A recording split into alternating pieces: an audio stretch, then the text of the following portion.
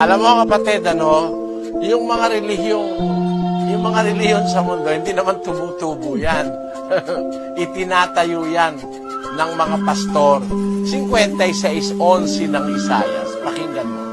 Oo, ang mga aso ay matatakaw. Sila'y kailanman ay walang kabusugan. At ang mga ito ay mga pastor na hindi nakakaunawa.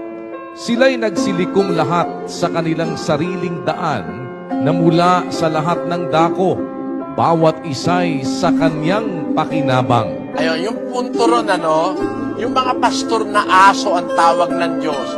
Walang kabusugan, matakaw sa pera yung mga ganyang pastor.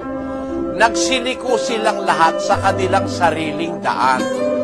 Ang Diyos may daan na doon tayo dapat dumaan. Yung mga pastor na matakaw sa pakinabang, lumiliko sa kanilang sariling daan. Ano ibig sabihin nun? Sa Gistres ng Roma. Pakinggan mo. Sapagkat sa hindi nila pagkaalam ng katwiran ng Diyos at sa pagsusumakit na maitayo ang sariling kanila, ay hindi sila napasakop sa katwiran ng Diyos. Alam nyo, mga kababayan, merong mga tao nagtayo ng kanilang sarili. Sa hindi nila pagkaalam ng katwiran ng Diyos at sa pagsusumakit na maitayo ang sariling kanila, nagtayo sila. Maraming iglesia dito sa ating bayan, tayo ng tao. Halimbawa, sa Amerika, may iglesia dyan ang nagtayo mga tao, hindi tayo ng Diyos. Hindi yun yung nasa Biblia, bago lang yun, tayo lang ng tao yun. Basahin natin yung 27 fundamental beliefs of the Seventh-day Adventist Church. Pakibasa, kapatid. Ito po yan, the Seventh-day Adventist Belief, a biblical exposition of 27 fundamental doctrines, page 224.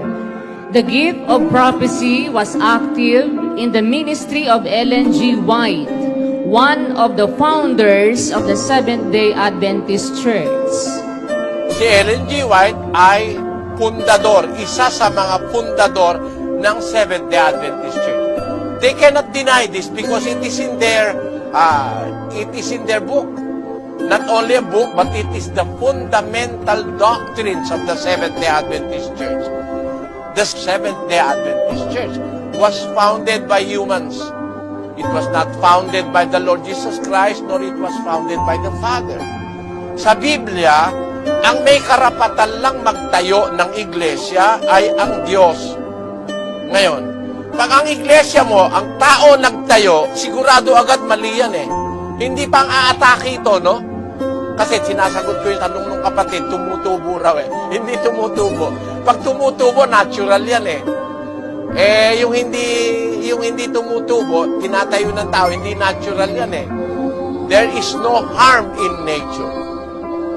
Laging ang nature ay cooperative sa Diyos, sa pagkikradle ng buhay, even the cycles of everything that is in nature. Pero pagka meron ng something unnatural, gawa na ng tao, nakakasama na yon. Kagaya ng mga genetically modified organism, kagaya ng mga chemicals invented by man. Because there are chemicals by nature. But there are chemicals, most harming chemicals that exist in the planet now are man-made. They are not natural. Ano ibig kong sabihin, Yang mga relihiyong mali, hindi yan hindi yan tatag ng Diyos Tatag yan ng tao. Sabi ni Pablo, sa hindi nila pagkaalam ng katwiran ng Diyos, na sa pagsusumakit nilang maitayo ang sariling kanila, hindi sila napasakop sa katwiran ng Diyos. Kaya mangyayari, may mga iglesia tayo ng tao.